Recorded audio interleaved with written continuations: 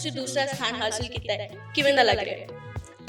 मुझे बहुत अच्छा लग रहा है। मैं बहुत खुश हूँ कि मैंने जो सपना देखा था 2 साल में वो पूरा हुआ है फाइनल। बस सेम है, नीट एग्जाम में +1 +2 दोनों आते हैं। तो जब 12th बोर्ड्स की तैयारी होती थी तो वो बेसिकली एनसीईआरटी से ही पढ़ने हैं, तो दोनों जगह एनसीईआरटी काम आनी है। इसीलिए बोर्ड्स की तैयारी में नीट की तैयारी और बेहतर हो गई, तो उसका कोई मुझे चक्कर पड़ा नहीं। और स्कूल ने भी बोर्ड्स की तैयारी बहुत अच्छे से करा। ਛੋਕੜ ਦੀ ਤੁਹਾਡੇ ਪਿਤਾ ਦੀ ਗੱਲ ਕੀਤੀ ਜਾਵੇ ਸੀਏ ਨੇ, ਮਦਰ ਪ੍ਰੋਫੈਸਰ ਨੇ, ਹੁਣ ਬ੍ਰਦਰ ਦੀ ਗੱਲ ਕੀਤੀ ਜਾਵੇ ਉਹ ਵੀ ਸੀਏ ਪਰਸਿਊ ਕਰ ਰਹੇ ਨੇ। ਤੁਹਾਡਾ ਕਿਵੇਂ ਰੁਝਾਨ ਬਣਿਆ ਕਿ ਡਾਕਟਰੀ ਲਾਈਨ ਦੇ ਵਿੱਚ ਆਇਆ ਜਾਵੇ, ਮੈਡੀਕਲ ਕਰਨੀ ਹੈ? मुझे बायोलॉजी एज अ सब्जेक्ट बहुत पसंद था शुरू से, तो फिर मेडिकल तो मैंने डेफिनेटली लेना था। और डॉक्टर्स मैंने आसपास भी देखे हैं कि कैसे लोगों की मदद करते हैं और कितनी खुशी मिलती है दिल में जब हम किसी की मदद करते हैं, तो इसीलिए मुझे डॉक्टर बनना था। ਕੀਤੀ ਸੀ ਥੋੜਾ ਬਹੁਤ ਅਸੀਂ ਸ਼ੋਰ ਸੀ ਕਿ ਇਹਦਾ ਰੈਂਕ ਅੱਛਾ ਆਏਗਾ, ਔਰ ਪਰ ਜਦ ਤੱਕ ਰਿਜ਼ਲਟ ਸਾਹਮਣੇ ਨਹੀਂ ਆ ਜਾਂਦਾ ਤਦ ਤੱਕ ਹੱਥ ਪੱਲੇ ਕੁਝ ਨਹੀਂ ਹੁੰਦਾ। ਔਰ ਨੈਚੁਰਲੀ 2 ਦਿਨ ਪਹਿਲੇ ਅਸੀਂ ਬਹੁਤ ਜ਼ਿਆਦਾ ਨਰਵਸ ਹੋ ਗਏ ਸੀ, ਮੈਨੂੰ ਵੀ ਅੰਦਰੋਂ ਐਂਜ਼ਾਈਟੀ ਹੋ ਰਹੀ ਸੀ ਕਿ ਕੀ ਪਾਏਗਾ, ਕੀ ਰੈਂਕ ਆਏਗਾ। ਔਰ ਜਦੋਂ ਆ ਗਿਆ ਤੇ ਉਸ ਵੇਲੇ ਥੋੜੇ ਦੇਰ ਲਈ ਤੇ ਲੱਗਾ ਕਿ ਇਹ ਮਹਿਸੂਸ ਹੋਇਆ ਕਿ ਹਾਂਜੀ ਰਿਐਲਿਟੀ 'ਚ ਆ ਗਿਆ ਹੈ। ਉਸ ਤੋਂ ਬਾਅਦ ਕਨਫਰਮ ਹੋ ਗਿਆ ਕਿ ਹਾਂ ਮੇਰੀ ਬੇਟੀ ਨੇ ਅਚੀਵ ਕਰ ਲਿਆ ਆਪਣਾ ਹੀ। ਸਤਿ ਸ਼੍ਰੀ ਅਕਾਲ, ਤੁਸੀਂ ਦੇਖ ਰਹੇ ਹੋ ਪੰਜਾਬੀ ਬੁਲੇਟਿਨ। ਨੀਟ ਐਗਜ਼ਾਮ ਦੇ ਵਿੱਚ ਆਲ ਇੰਡੀਆ 11ਵਾਂ ਰੈਂਕ ਲੈਣ ਵਾਲੀ ਅਸ਼ਿਕਾ ਅਗਰਵਾਲ ਮੇਰੇ ਨਾਲ ਮੌਜੂਦ ਨੇ। ਜੇ ਅਸ਼ਿਕਾ ਦੇ ਪਰਿਵਾਰ ਦੀ ਗੱਲ ਕੀਤੀ ਜਾਵੇ ਤਾਂ ਉਹਨਾਂ ਦੇ ਪਿਤਾ ਵਾਸੂ ਅਗਰਵਾਲ ਸੀਏ ਨੇ ਤੇ ਉਹਨਾਂ ਦੇ ਮਦਰ ਅਨੂ ਗੁਪਤਾ ਡੀਵੀ ਕਾਲਜ ਦੇ ਵਿੱਚ ਪ੍ਰੋਫੈਸਰ ਨੇ। ਤੇ ਇਹਨਾਂ ਨੇ ਇਹ ਰਾਹ ਕਿਵੇਂ ਚੁਣਿਆ ਤੇ ਆਪਣੀ ਸਫਲਤਾ ਦਾ ਸ਼੍ਰੇਅ ਕਿਹਨਾਂ ਨੂੰ ਦੇਣਾ ਚਾਹੁੰਦੇ ਨੇ, ਇਹਨਾਂ ਦੀ ਸਫਲਤਾ ਦਾ ਕੀ ਰਾਜ਼ ਹੈ, ਗੱਲਬਾਤ ਕਰਦੇ ਹਾਂ। ਅਸ਼ਿਕਾ, ਸਭ ਤੋਂ ਪਹਿਲਾਂ ਤੇ ਤੁਹਾਨੂੰ ਬਹੁਤ-ਬਹੁਤ ਮੁਬਾਰਕਾਂ। ਆਲ ਇੰਡੀਆ 11ਵਾਂ ਰੈਂਕ, ਲੜਕੀਆਂ ਦੇ ਵਿੱਚੋਂ ਤੁਸੀਂ ਦੂਸਰਾ ਸਥਾਨ ਹਾਸਿਲ ਕੀਤਾ ਹੈ, ਕਿਵੇਂ ਦਾ ਲੱਗ ਰਿਹਾ ਹੈ? मुझे बहुत अच्छा लग रहा है। मैं बहुत खुश हूँ कि मैंने जो सपना देखा था 2 साल में वो पूरा हुआ है फाइनली। ਸ਼੍ਰੇਅ ਕਿਹਨਾਂ ਨੂੰ ਦੇਣਾ ਚਾਹੁੰਦੇ ਹੋ? ਤੁਹਾਨੂੰ ਲੱਗਦਾ ਹੈ ਕਿ ਤੁਹਾਡੇ ਕਿਹਨਾਂ ਦਾ ਹੱਥ ਹੈ ਤੁਹਾਡੀ ਸਫਲਤਾ ਦੇ ਵਿੱਚ? ਤੁਹਾਡੇ ਮਦਰ ਦਾ, ਤੁਹਾਡੇ ਪੇਰੈਂਟਸ ਦਾ, ब्रदर दा, फ्रेंड्स दा, किन्हां नूं मानदे हो? श्रेय मेरे परिवार वालों को तो डेफिनेटली जाता है, और जिन टीचर्स ने मुझे पढ़ाया है, सपोर्ट करा है 2 साल में, उनको भी डेफिनेटली जाता है। और मेरे दोस्त जिन्होंने मुझे बहुत मोटिवेट करा और जिनके साथ मेरी काफ़ी बनी 2 साल में, उनको भी जाता है। नीट एग्जाम ਦੀ ਗੱਲ ਕਰੀਏ ਤਾਂ ਆਪਾਂ 12th ਦੇ ਨਾਲ ਤਿਆਰੀ ਕਰਦੇ ਹਾਂ। ਜੇ ਤੁਹਾਡੀ ਤਿਆਰੀ ਦੀ ਗੱਲ ਕੀਤੀ ਜਾਵੇ, ਕਿਉਂਕਿ ਨਾਲ ਤੁਸੀਂ ਆਪਣੀ 12th ਵੀ ਕਰਨੀ ਸੀ, ਨੀਟ ਐਗਜ਼ਾਮ ਵੀ ਕਲੀਅਰ ਕਰਨਾ ਸੀ, ਤਾਂ ਕਿਵੇਂ ਫਿਰ ਮੈਨੇਜ ਕੀਤਾ ਸਾਰਾ, ਕਿਵੇਂ ਤਿਆਰੀ ਹੋਈ ਤੁਹਾਡੀ? 12th और नीट एग्ज़ाम दोनों का सिलेबस सेम है। नीट एग्ज़ाम में +1 +2 दोनों आते हैं। तो जब 12th बोर्ड्स की तैयारी होती थी तो वो बेसिकली एनसीईआरटी से ही पढ़ने हैं, तो दोनों जगह एनसीईआरटी काम आनी है। इसीलिए बोर्ड्स की तैयारी में नीट की तैयारी और बेहतर हो गई, तो उसका कोई मुझे चक्कर पड़ा नहीं। और स्कूल ने भी बोर्ड्स की तैयारी बहुत अच्छे से कराई, आकाश इंस्टीट्यूट ने नीट की तैयारी बहुत अच्छे से कराई, तो वो दोनों चीज़ें साथ साथ चली। कितना समा कोचिंग लेंदे सीगे तुसीं नाल इस एग्जाम दी? समय तो मतलब हमारी क्लासेस 4 घंटे की होती थी एक दिन में। हाँ जी। मतलब कितनी देर तो ले रहे हो तुसी अपनी कोचिंग जेडी है इस एग्जाम दे लिए? मैंने +1 में कोचिंग लेनी स्टार्ट करी थी, 2 साल तैयारी करी है नीट के लिए जी। ਜਿੱਦਾਂ ਮੈਂ ਪਹਿਲਾਂ ਵੀ ਗੱਲ ਕੀਤੀ ਤੁਹਾਡੇ ਪਰਿਵਾਰ ਦੇ ਪਿਛੋਕੜ ਦੀ, ਤੁਹਾਡੇ ਪਿਤਾ ਦੀ ਗੱਲ ਕੀਤੀ ਜਾਵੇ ਸੀਏ ਨੇ, ਮਦਰ ਪ੍ਰੋਫੈਸਰ ਨੇ, ਹੁਣ ਬ੍ਰਦਰ ਦੀ ਗੱਲ ਕੀਤੀ ਜਾਵੇ ਉਹ ਵੀ ਸੀਏ ਪਰਸਿਊ ਕਰ ਰਹੇ ਨੇ। ਤੁਹਾਡਾ ਕਿਵੇਂ ਰੁਝਾਨ ਬਣਿਆ ਕਿ ਡਾਕਟਰੀ ਲਾਈਨ ਦੇ ਵਿੱਚ ਆਇਆ ਜਾਵੇ, ਮੈਡੀਕਲ करनी है? मुझे बायोलॉजी एज अ सब्जेक्ट बहुत पसंद था शुरू से, तो फिर मेडिकल तो मैंने डेफिनेटली लेना था।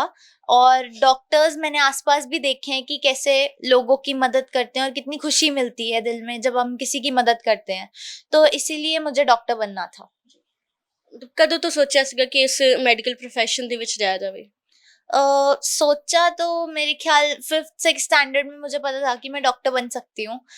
तो पर फिर बीच में जब थोड़े और मैंने बास्केटबॉल भी खेलना शुरू करा और बाकी बहुत चीज़ों में पार्टिसिपेट करती थी, तो बट फिर 10th में आके फाइनली सीरियसली मैंने डॉक्टर बनने के लिए मेडिकल की तैयारी शुरू करी।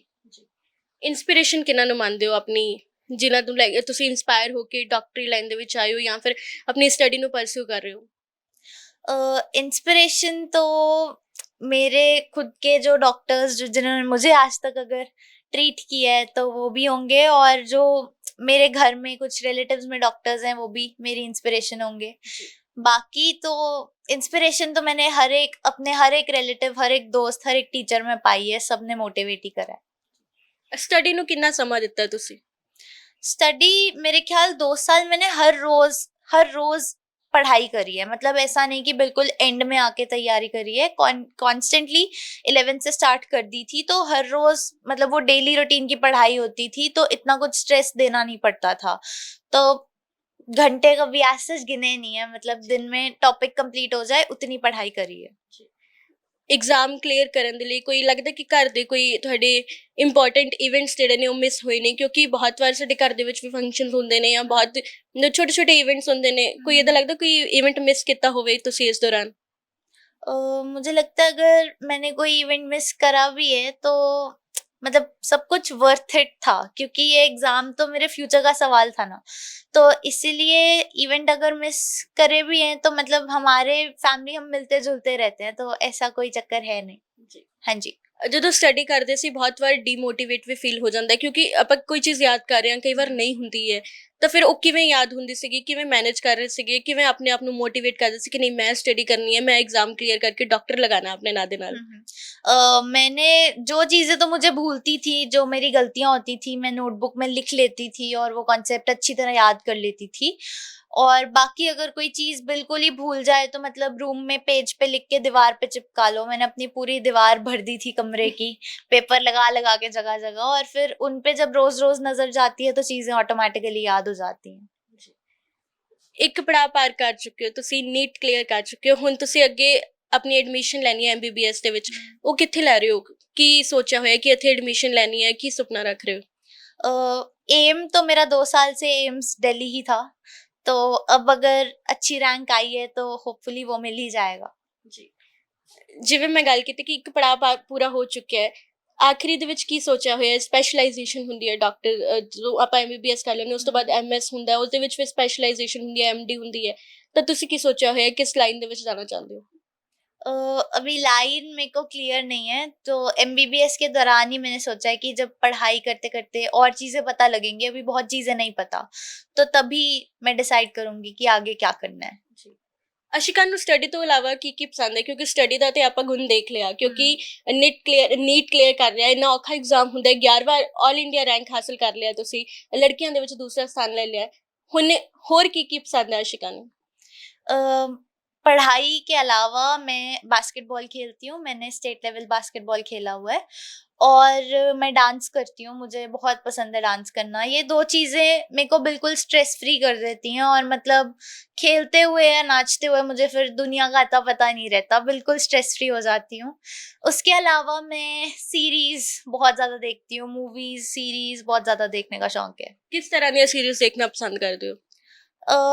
थोड़े सस्पेंस भी हो, जैसे अभी एक सीरीज है गुड डॉक्टर है नेटफ्लिक्स पे, तो वो मेडिकल स्ट्रीमलाइन सीरीज में डॉक्टर्स ये देख रहे हो? वो मैंने नीट के बाद ही देखी थी। अदरवाइज बहुत मतलब कोई भी अच्छी सीरीज जिसकी स्टोरी ज्यादा अट्रैक्टिव हो वो मैं देख लेती हूँ। डांस किहड़े स्टाइल दा करना पसंद है ਤੁਹਾਨੂੰ? डांस मैंने प्रोफेशनली सीखा नहीं है, मैं बचपन से ही ऐसे ही फ्री स्टाइल डांस, जो डांस जिसको करके मुझे मजा आए, जिसको करके बस खुल जाऊं वो।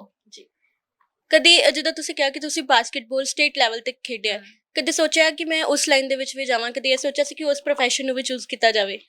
मैंने नाइन्थ में सोचा था, मैंने बात भी करी थी घर वालों से, पर उन्होंने मेरे को दिखाया था कि मेरा ज़्यादा स्कोप प्रैक्टिकलिटी और लॉजिक के हिसाब से ज़्यादा स्कोप इस स्ट्रीम में शायद ना बने। तो फिर मैंने अपने बायोलॉजी के इंटरेस्ट को देखा था और फिर मैंने मेडिकल स्ट्रीम फाइनलाइज करी थी। ਅਸ਼ਿਕਾ, ਤੁਹਾਨੂੰ ਸੁਪਨੇ ਬਹੁਤ ਵੱਡੇ ਤੁਹਾਡੇ ਨੇ, ਮੈਂ ਚਾਹੁੰਦੀ ਹਾਂ ਕਿ ਰੱਬ ਤੁਹਾਡੇ ਸੁਪਨੇ ਜ਼ਰੂਰ ਪੂਰੇ ਕਰੇ। ਤੁਹਾਨੂੰ ਤੁਹਾਡੇ ਸੁਪਨਿਆਂ ਦੇ ਲਈ ਬਹੁਤ ਮੈਂ ਤੁਹਾਨੂੰ ਗੁੱਡ ਵਿਸ਼ੇਸ ਦੇ ਰਹੀ ਹਾਂ। ਤੁਹਾਡੇ ਪੇਰੈਂਟਸ ਦੇ ਨਾਲ ਵੀ ਗੱਲਬਾਤ ਕਰਦੇ ਹਾਂ ਕਿ ਉਹ ਤੁਹਾਡੀ ਸਫਲਤਾ ਨੂੰ ਲੈ ਕੇ ਕੀ ਸੋਚਦੇ ਨੇ, ਕੀ ਕਹਿਣਾ ਉਹਨਾਂ ਦਾ। ਆ ਜਾਓ ਉਹਨਾਂ ਨਾਲ ਵੀ ਗੱਲਬਾਤ ਕਰਦੇ। ਮੇਰੇ ਨਾਲ ਇਸ ਸਮੇਂ ਅਸ਼ਿਕਾ ਦੇ ਮਦਰ ਪ੍ਰੋਫੈਸਰ ਅਨੂ ਗੁਪਤਾ ਮੌਜੂਦ ਨੇ, ਗੱਲਬਾਤ ਕਰਦੇ ਹਾਂ। ਮੈਮ, ਕਿਵੇਂ ਦਾ ਲੱਗ ਰਿਹਾ ਸੀ? ਬੇਟੀ ਨੇ ਆਲ ਇੰਡੀਆ 11ਵਾਂ ਰੈਂਕ ਲਿੱਤਾ ਹੈ, ਲੜਕੀਆਂ ਦੇ ਵਿੱਚੋਂ ਦੂਸਰਾ ਸਥਾਨ ਹੈ, ਹੁਣ ਮੈਡੀਕਲ ਕਰਨ ਜਾ ਰਹੇ, ਡਾਕਟਰ ਲੱਗ ਸਕਦਾ ਉਹਨਾਂ ਦੇ ਨਾਂ ਦੇ ਨਾਲ, ਕਿਵੇਂ ਦਾ ਲੱਗ ਰਿਹਾ ਹੈ? ਬਹੁਤ ਅੱਛਾ ਲੱਗ ਰਿਹਾ ਹੈ। ਮੇਰੇ ਬੱਚੇ ਦੀ ਮਿਹਨਤ ਸਫਲ ਹੋਈ ਹੈ ਔਰ ਮੈਨੂੰ ਬਹੁਤ ਗਰਵ ਮਹਿਸੂਸ ਹੋ ਰਿਹਾ ਇਸ ਟਾਈਮ।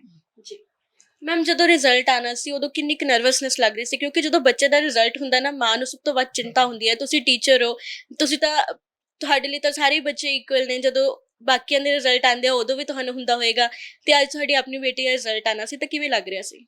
ਹਾਂ, ਜਿੰਨੀ ਇਹਨੇ ਮਿਹਨਤ ਕੀਤੀ ਸੀ ਥੋੜਾ ਬਹੁਤ ਅਸੀਂ ਸ਼ੋਰ ਸੀ ਕਿ ਇਹਦਾ ਰੈਂਕ ਅੱਛਾ ਆਏਗਾ। ਔਰ ਪਰ ਜਦ ਤੱਕ ਰਿਜ਼ਲਟ ਸਾਹਮਣੇ ਨਹੀਂ ਆ ਜਾਂਦਾ, ਤਦ ਤੱਕ ਹੱਥ ਪੱਲੇ ਕੁਝ ਨਹੀਂ ਹੁੰਦਾ। ਔਰ ਨੈਚੁਰਲੀ 2 ਦਿਨ ਪਹਿਲੇ ਅਸੀਂ ਬਹੁਤ ਜ਼ਿਆਦਾ ਨਰਵਸ ਹੋ ਗਏ ਸੀ, ਮੈਨੂੰ ਵੀ ਅੰਦਰੋਂ ਐਂਜ਼ਾਈਟੀ ਹੋ ਰਹੀ ਸੀ ਕਿ ਕੀ ਆਏਗਾ, ਕੀ ਰੈਂਕ ਆਏਗਾ। ਔਰ ਜਦੋਂ ਆ ਗਿਆ ਤੇ ਉਸ ਵੇਲੇ ਥੋੜੇ ਦੇਰ ਲਈ ਤੇ ਲੱਗਾ ਕਿ ਇਹ ਮਹਿਸੂਸ ਹੋਇਆ ਕਿ ਹਾਂਜੀ ਰਿਐਲਿਟੀ 'ਚ ਆ ਗਿਆ ਹੈ। ਉਸ ਤੋਂ ਬਾਅਦ ਕਨਫਰਮ ਹੋ ਗਿਆ ਕਿ ਹਾਂ ਮੇਰੀ ਬੇਟੀ ਨੇ ਅਚੀਵ ਕਰ ਲਿਆ ਆਪਣਾ ਏਮ।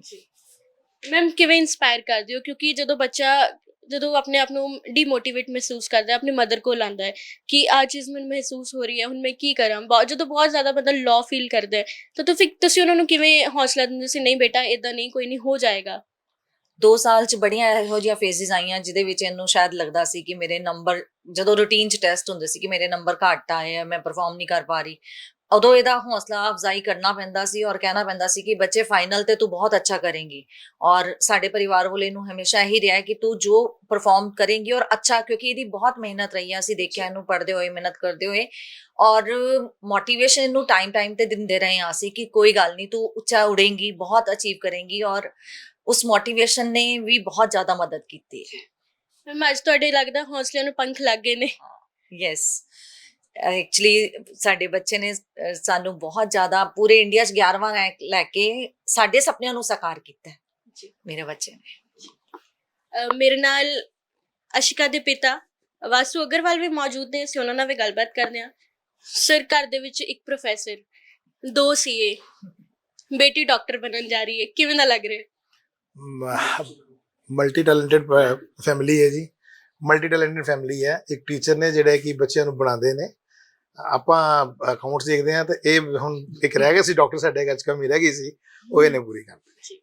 ਸਰ, ਤੁਸੀਂ ਕਿਵੇਂ ਇੰਸਪਾਇਰ ਕਰ ਰਹੇ ਹੋ, ਕਿਉਂਕਿ ਜਦੋਂ ਮਦਰ ਦਾ ਵੀ ਇੱਕ ਬਹੁਤ ਵੱਡਾ ਰੋਲ ਹੁੰਦਾ ਹੈ, ਪਿਤਾ ਦਾ ਰੋਲ ਬਹੁਤ ਹੁੰਦਾ ਸਾਡੀ ਜ਼ਿੰਦਗੀ ਦੇ ਵਿੱਚ, ਕਿ ਉਹ ਬਹੁਤ ਮੋਟੀਵੇਟ ਕਰਦੇ ਨੇ, ਬੇਟਾ ਨਹੀਂ ਇਦਾਂ ਨਹੀਂ, ਹੌਸਲਾ ਅਫਜ਼ਾਈ ਕਰਦੇ ਨੇ। ਤੁਸੀਂ ਕਿਵੇਂ ਇਹਨਾਂ ਦੇ ਹੌਸਲਿਆਂ ਨੂੰ ਪੰਖ ਦਿੰਦੇ ਸੀ? ਮੈਂ ਹਮੇਸ਼ਾ ਪੋਜ਼ਿਟਿਵਿਟੀ ਦਿੱਤੀ ਇਹਨੂੰ ਵੀ ਤੂੰ ਪੋਜ਼ਿਟਿਵ ਰਹਿਣਾ ਹਮੇਸ਼ਾ। ਜੇ ਕਿਤੇ ਟੈਸਟ ਨੰਬਰ ਘੱਟ ਵੀ ਆ ਗਏ ਤਾਂ ਚਿੰਤਾ ਨਹੀਂ ਕਰਨੀ, ਅਗਲੇ 'ਚ ਵੱਧ ਜਾਣਗੇ। ਜੇ ਕਿਤੇ ਵੱਧ ਆ ਗਏ ਤਾਂ ਬਹੁਤੇ ਖੁਸ਼ ਨਹੀਂ ਹੋਣਾ, ਅਗਲੇ 'ਚ ਘੱਟ ਵੀ ਸਕਦੇ ਨੇ। ਬਟ ਨੋਰਮਲ ਰਹੋ, ਕੀਪ ਯੂ ਕੂਲ, ਆਰਾਮ ਨਾਲ ਚੱਲਦੇ ਰਹੋ ਤਾਂ ਸਭ ਕੁਝ ਮਿਲੇਗਾ। ਜੀ ਸਰ, ਹੁਣ ਬੇਟੀ ਏਮਸ ਦਿੱਲੀ ਦੇ ਵਿੱਚ ਐਡਮਿਸ਼ਨ ਲੈਣਾ ਚਾਹੁੰਦੀ ਹੈ। ਇੱਕ ਪਾਸੇ ਖੁਸ਼ੀ ਹੈ ਕਿ ਬੇਟੀ ਏਮਸ ਜਾ ਰਹੀ ਹੈ, ਦਿੱਲੀ ਦੇ ਵਿੱਚ ਐਡਮਿਸ਼ਨ ਲਏਗੀ, ਥੋੜਾ ਲੱਗਦਾ ਹੈ ਕਿ ਕਿਤੇ ਨਾ ਕਿਤੇ ਘਰ ਤੋਂ ਦੂਰ ਹੋ ਜਾਏਗੀ? ਨਹੀਂ, ਘਰ ਤੋਂ ਦੂਰ ਨਹੀਂ ਹੋਏਗੀ, ਬੌਂਡਿੰਗ ਬਣੀ ਰਹਿੰਦੀ ਹੈ। ਲੇਕਿਨ ਤੁਹਾਨੂੰ ਹਾਇਰ ਐਜੂਕੇਸ਼ਨ ਵਾਸਤੇ ਘਰੋਂ ਬਾਹਰ ਜਾਣਾ ਹੀ ਪੈਂਦਾ। ਜੀ ਜਿੱਥੇ ਅੱਛਾ ਕਾਲਜ ਤਾਂ ਇਹਦੇ ਕੋਲ ਨਹੀਂ ਆਏਗਾ, ਨੈਚੁਰਲੀ ਇਹਨੂੰ ਹੀ ਕਾਲਜ ਜਾਣਾ ਪਏਗਾ। ਸੋ ਜਿੱਥੇ ਵੀ ਹੋਏਗਾ ਉੱਥੇ ਜਾਏਗੀ। ਜੀ ਠੀਕ ਹੈ ਸਰ, ਬਹੁਤ ਬਹੁਤ ਸ਼ੁਕਰੀਆ। ਮੇਰੇ ਨਾਲ ਅਸ਼ਿਕਾ ਦੇ ਬ੍ਰਦਰ ਅਕਸ਼ਤ ਅਗਰਵਾਲ ਵੀ ਮੌਜੂਦ ਨੇ, ਗੱਲਬਾਤ ਕਰਦੇ ਹਾਂ। ਸਰ, ਤੁਸੀਂ ਸੀਏ ਪਰਸਿਊ ਕਰ ਰਹੇ ਹੋ ਜੀ। ਪਿਤਾ ਤੁਹਾਡੇ ਸੀਏ ਨੇ, ਮਦਰ ਪ੍ਰੋਫੈਸਰ ਨੇ, ਹੁਣ ਘਰ ਦੇ ਵਿੱਚ ਡਾਕਟਰ ਵੀ ਆਉਣ ਜਾ ਰਿਹਾ ਹੈ, ਕਿਵੇਂ ਦਾ ਲੱਗ ਰਿਹਾ ਹੈ?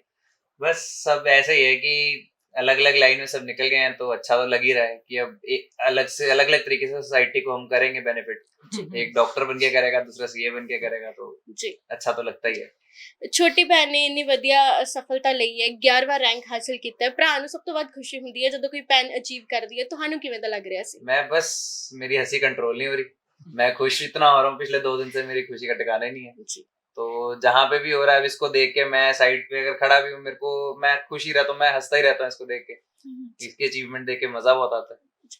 ਅਸ਼ਿਕਾ, ਇੱਕ ਸਵਾਲ ਮੈਂ ਤੁਹਾਨੂੰ ਕਰਨਾ ਚਾਹੁੰਦੀ ਹਾਂ, ਕਿਉਂਕਿ ਜਦੋਂ ਬ੍ਰਦਰ ਸਿਸਟਰ ਹੁੰਦੇ ਨੇ ਨਾ, ਇੱਕ ਦੂਸਰੇ ਨੂੰ ਬਹੁਤ, ਇੱਕ ਤਾਂ ਆਪਾਂ ਤੰਗ ਬਹੁਤ ਕਰੀਦਾ ਹੈ, ਮਸਤੀ ਕਰੀਦੀ ਇੱਕ ਦੂਸਰੇ ਨਾਲ। ਸਟੱਡੀ ਦੇ ਦੌਰਾਨ ਕਦੀ ਏਦਾਂ ਹੁੰਦਾ ਸੀਗਾ ਕਿ ਤੁਹਾਨੂੰ ਇੱਕ ਦੂਸਰੇ ਨਾਲ, ਤੁਸੀਂ ਇੱਕ ਦੂਸਰੇ ਨਾਲ ਮਸਤੀ ਕਰਦੇ ਰਹਿੰਦੇ ਸੀਗੇ, ਏਦਾਂ ਕਦੀ ਹੋਇਆ?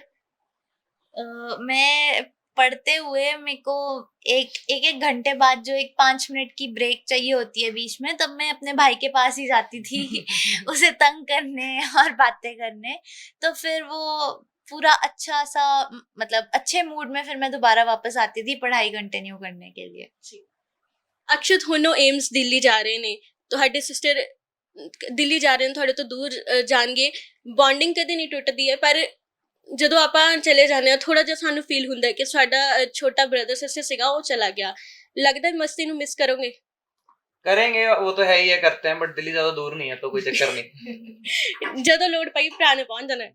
मैं तो पहुंच जाऊँ, मेरे को कोई चक्कर नहीं, दिल्ली ज्यादा दूर नहीं है। वो तो ऑब्वियसली घर सुना सुना तो लगता ही है, क्योंकि चला जाता तो हंसी मजाक तो कम होगा, जी बट ठीक है, कोई बात नहीं है, पढ़ना भी जरूरी है, लाइफ बनानी जरूरी है, तो यही साल है। ठीक है सर, बहुत बहुत शुक्रिया। ਤੇ ਮੇਰੇ ਨਾਲ ਅਸ਼ਿਕਾ ਦੇ ਪੇਰੈਂਟਸ ਮੌਜੂਦ ਸੀਗੇ ਜਿਨ੍ਹਾਂ ਦੇ ਨਾਲ ਅਸੀਂ ਗੱਲਬਾਤ ਕੀਤੀ ਹੈ।